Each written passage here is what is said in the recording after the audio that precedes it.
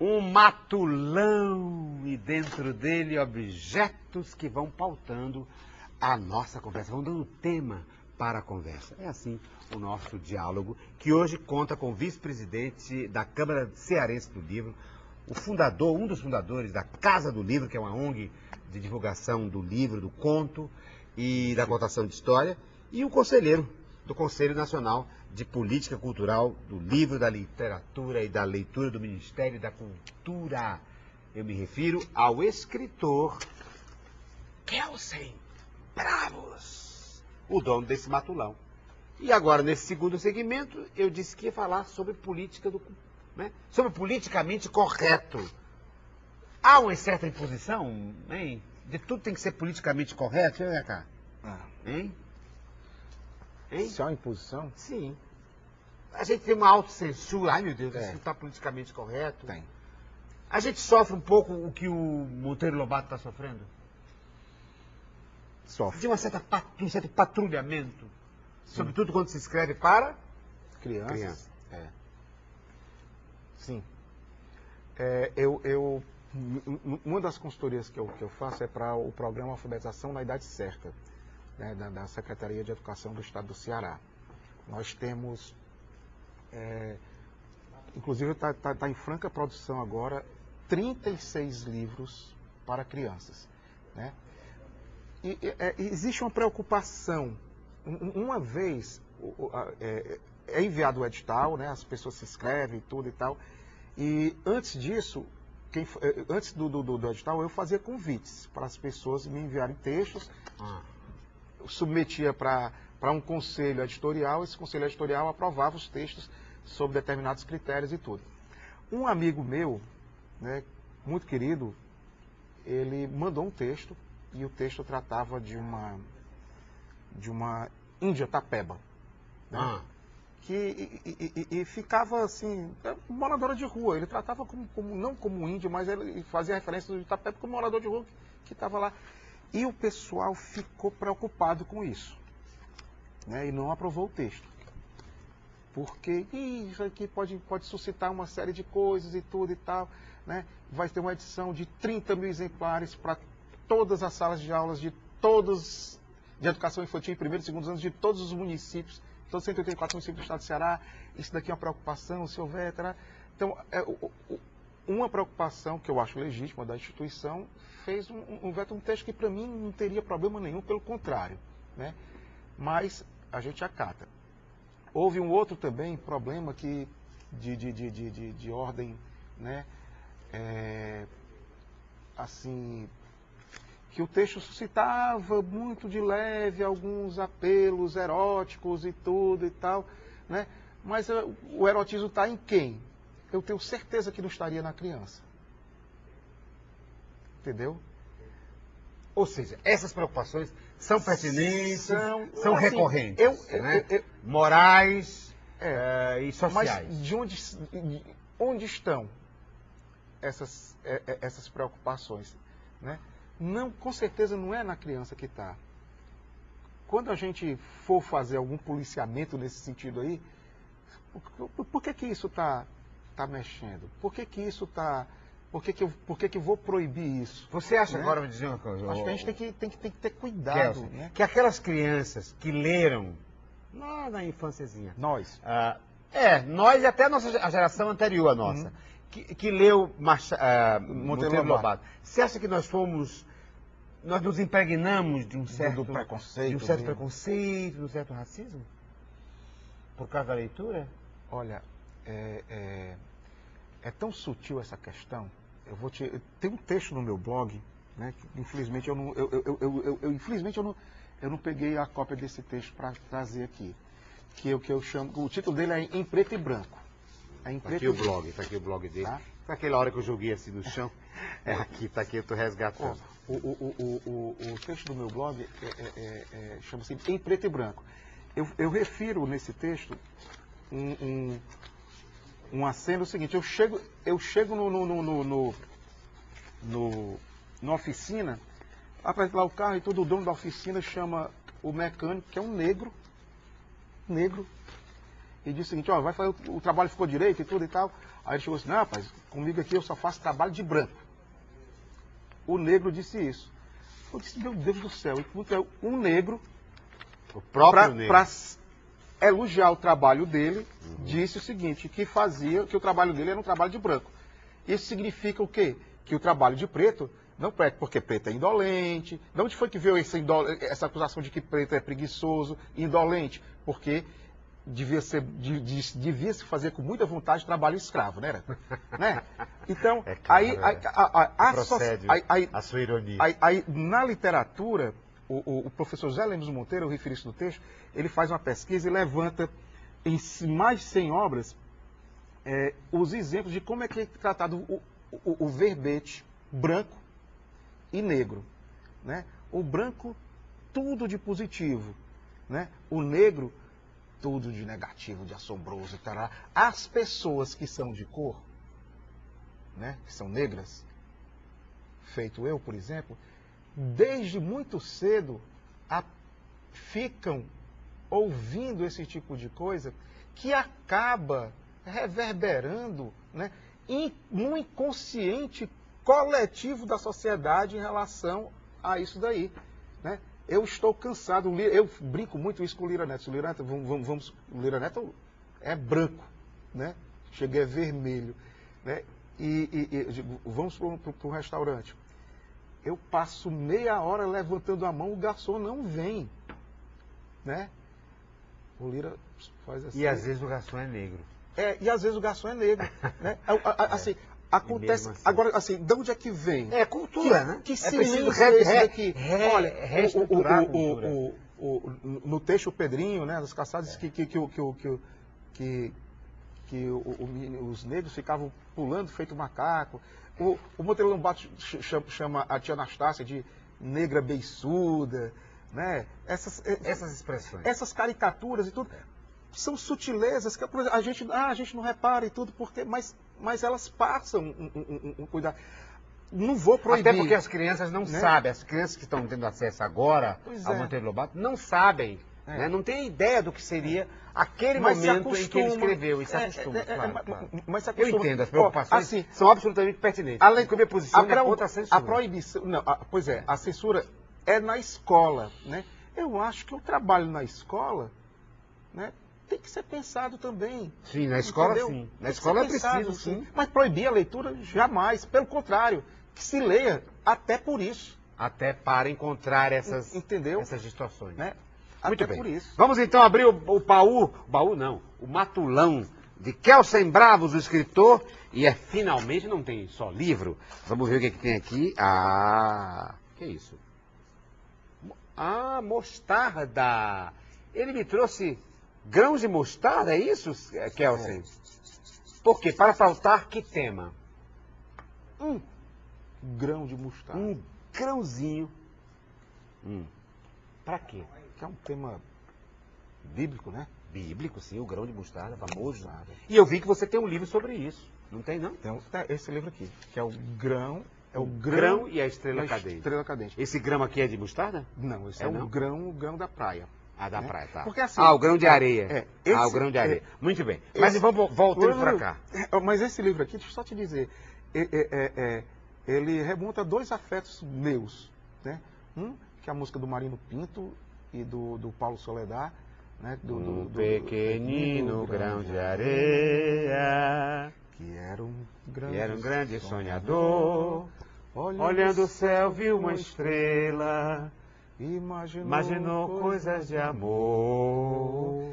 Isso desde sempre eu escutava isso daqui. Você faz um livro sobre isso. E isso ficou guardado. A paixão entre a estrela tudo, e né? E o grão aí de assim areia. É o seguinte, olha, como foi que surgiu? E outra cena que me marcou muito a memória, que é o da estrela cadente, né? Aquela estrela que risca o céu.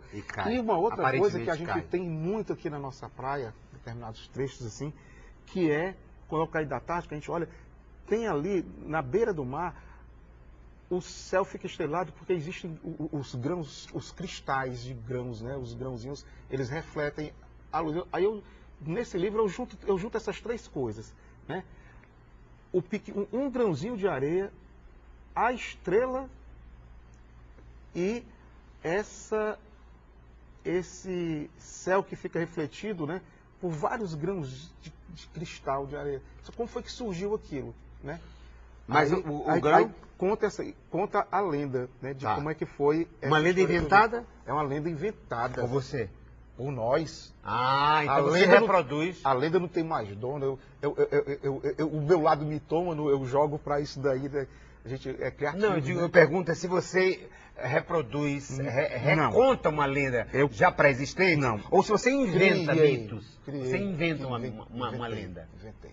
Você é um mitômano? Mitômano. Nós temos que ser mesmo, eu também sou. É verdade. Eu gosto de criar mitos, criar invenções, inventar, né? Criar loucuras. Me diz uma coisa, e esse grão de areia? Esse grão, por que você trouxe? Não é grão de areia, mas é um grão de mostarda. Um grão de mostarda. Estou povoando aqui a minha mesa, estou colocando grão. Aqui. Pois é. Povoando não, como é que chama? Semeando. Semeando, Basta a gente semear um grãozinho de mostarda, não é isso que diz, para que de um grão de mostarda a gente pode fazer frutificar, fazer brotar vida. É isso que, então, que emociona e que motiva você? Emociona sobre essa ideia de que... De semear. De semear? Semear leituras, semear esperança. E por isso que você trabalha com crianças. Rapaz, porque olha, a criança é o terreno para essa semeadura. Eu nunca me imaginara trabalhando com crianças. Mas acho que é por causa dessa... Foi uma surpresa, foi um impacto. É por causa, então, dessa vontade de semear que levou você às crianças. E também, assim, o grão de mostarda, eu frequento um centro espírita chamado Grão de Mostarda. Também. Né? E na Bíblia o que é, afinal de contas? A Bíblia tem uma passagem... Já que você trouxe o Espiritismo... Tem uma passagem que diz que basta um grão de mostarda para que a gente comece a semear, a plantar, a divulgar, né? Fazer o Evangelho, pregar o Evangelho em tudo quanto é lugar. A gente tem que semear. E basta um nascer para que a gente seja vertido de esperança. A coisa é assim. Né? Como foi que eu entrei lá Deixa eu ver. no grão de mostarda, que dá uma história também bacana. Mas aí você vai... Sim. O Mas... Espiritismo. Mas deixa eu ver o que tem aqui dentro. Remédios. Estamos falando de fé, de espiritualidade, de esperança. E remédio me remete à vida, né? É verdade. Você vê como é? Tudo é maneira de ver as coisas. Alguém pode ver um copo assim como esse aqui e dizer, esse copo está meio vazio. E eu posso dizer, não, ele está meio cheio, né? Está meio cheio. Né? Eu posso olhar o remédio e dizer, lembrei de doenças. E eu fiz uma associação mais para o lado positivo de saúde. Dizer, olha, viva a vida, tomando remédio para ficar bem. É isso. O olhar sobre as coisas pode mudar tudo. Isso é fundamental para um escritor, não? Fundamental. A maneira de olhar as coisas. Sim. E como é que você olha esse objeto que você trouxe, que é o remédio? Eu tenho um horror a remédio. Tenho um horror. Odeio remédio. Mas toma, diariamente. Tenho que tomar. Eu passei um tempo sem tomar os remédios e tive um piripaque, tive um infartozinho. Teve infartozinho, né? Foi. E passei... Com que idade? Eu estou... Não, foi ano passado, 50 anos. Com 50 anos? Você tem 50 anos, Kelsen Bravos? No dia 27 agora eu estarei com não me diga isso. 51 anos de idade. Porque não parece. É um jovem que eu conheci há tanto tempo e que para mim continua jovem, engraçado. Eu congelo as pessoas. Me lembro do Kelsen Bravos, para mim ele tem 20 e poucos. Pois é. Olha, e agora tu me disse que teve um infarto? Eu passei 20 anos com dor de cabeça. 20 anos. E eu disse, rapaz, e não passava nada. E começou a me preocupar que eu comecei a ficar com um olho mais... com um grau maior do que o outro e tudo e tal. E o doutor disse, olha, você já devia ter estacionado, né? Não é para estar aumentando e tudo. Fui fazer uns exames por aí. E o doutor me passou um tarja preta. E esse tarja preta eu tomei, né? Tinha que tomar assim, começava tomando 1, depois 2, depois 3, depois 4, e até o 15, depois voltava, né? Eu tomando 15 pílulas de tarja preta. E no meio desse processo eu achei de leitor de ler a bula. Quando eu li a bula, eu disse, tanto efeito colateral, eu disse, eu vou parar com isso daqui. E parei. Aí a bula tá aqui. Foi pior do que eu ter continuado.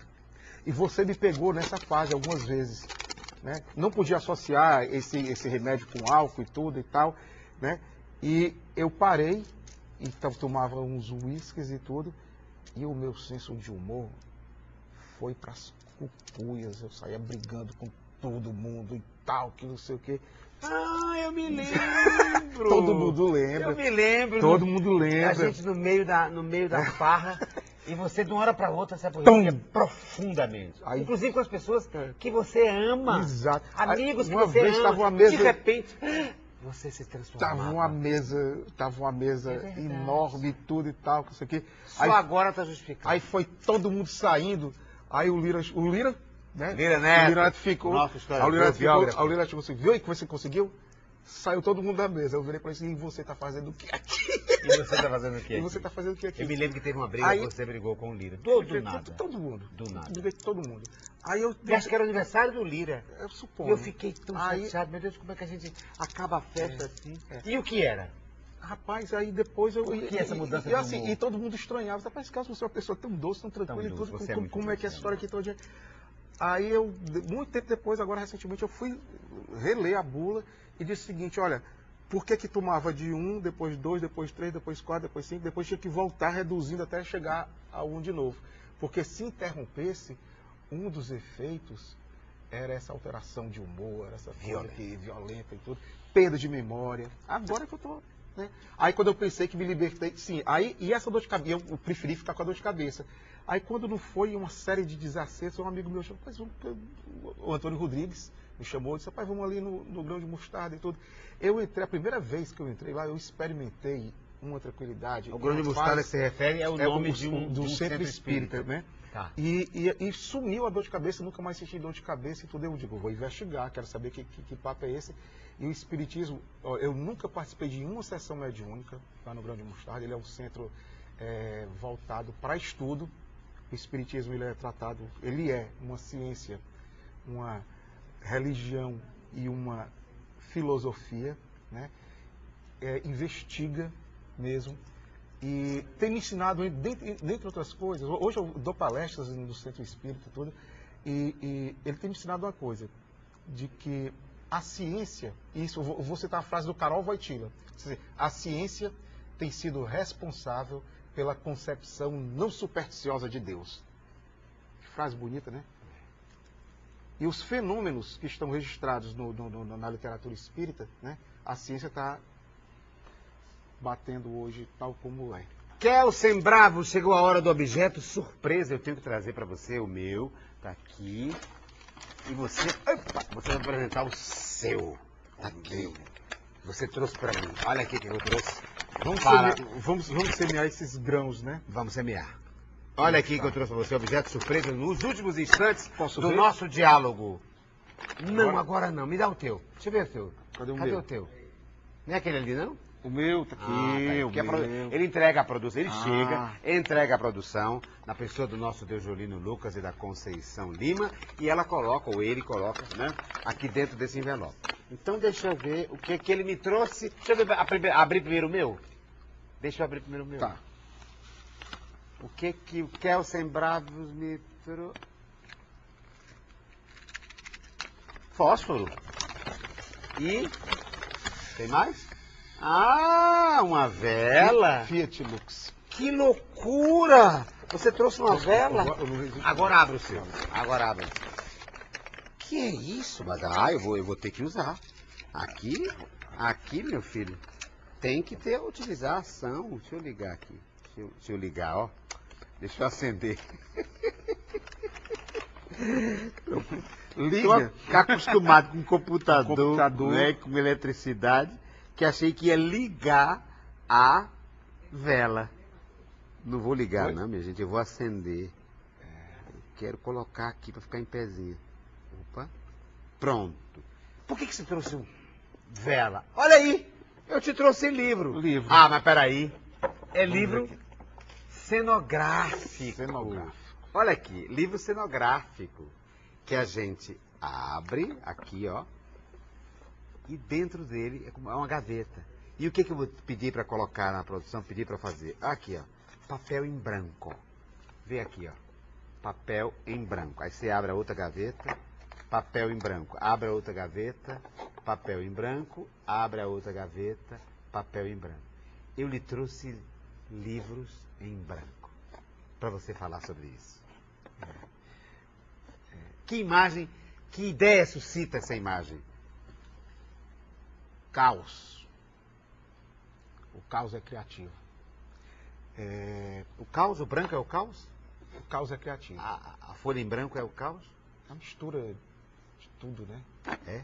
É. Fala. Assim, porque eu nas minhas formações, conversando com as pessoas, eu costumo dizer o seguinte, diz, olha, um livro na estante, né, ou uma estante de livros empoeirados, que não são usados, me lembra, sabe o que é? Um cemitério. Os tomos dos livros são os jazigos. Aqui jaz, aqui está escrito, o que? Não consegui. Aqui jaz. É o nome do autor. Pois é. Tá. Aqui jaz, digamos aqui, Por quê? Monteiro Lobato, por Porque exemplo. não está lido ainda, é isso? É. E nós Não tá temos a capacidade divina de ir lá, Abrir, pegar o livro e ressuscitar. ressuscitar. Né? Que lindo. É essa possibilidade. O leitor é um É o ressuscitador, ressuscitador de morte. E de dialoga. letra morta. E dialoga, né? Da vida. E da vida. Então, um papel em branco, ele é o contrário disso, né? Ele ressuscita em mim o escritor. E aquele branco que a gente tem antes de escrever, né? É o caos. E o que é o caos? É quando tudo e o nada acontece ao mesmo tempo. O que a gente precisa é organizar para poder socializar, organizar o caos, né, para socializar. Então, quando a gente está nesse estado aqui, né, em branco, do nulo, nós estamos criativos, né, nós somos caóticos demais. Deixa eu fazer, então, agora uma junção do meu objeto com o objeto dele. E aí vou criar outra imagem para que você possa falar no final do programa. Que é o quê? Vou queimar. E aí, quando o próprio papel vira cinza, seja ele escrito, ou no nosso caso aqui, o papel em branco. Kelsen Bravos. A vela, ela é assim, o que você está fazendo é ampliando a luz da vela, né? E nós temos aí dois corpos que se consomem em luz. Um mais ávido, o outro mais, né, compassivo, mais paciente, né? Mas ambos estão se transformando em luz. É assim a nossa vida. Nós somos esse ser material, feito papel, feito a cera da vela, mas nós estamos nos transformando em luz por meio do que a gente faz, por meio do que a gente expressa, por meio do que a gente semeia, né? Então, quando nós que somos artistas, tá? Me permita me igualar a minha arte à sua, que é muito maior do que a minha, por talento, né? Quando nós que somos artistas estamos cumprindo a nossa arte, nós estamos semeando luz. Lindo, lindo, lindo.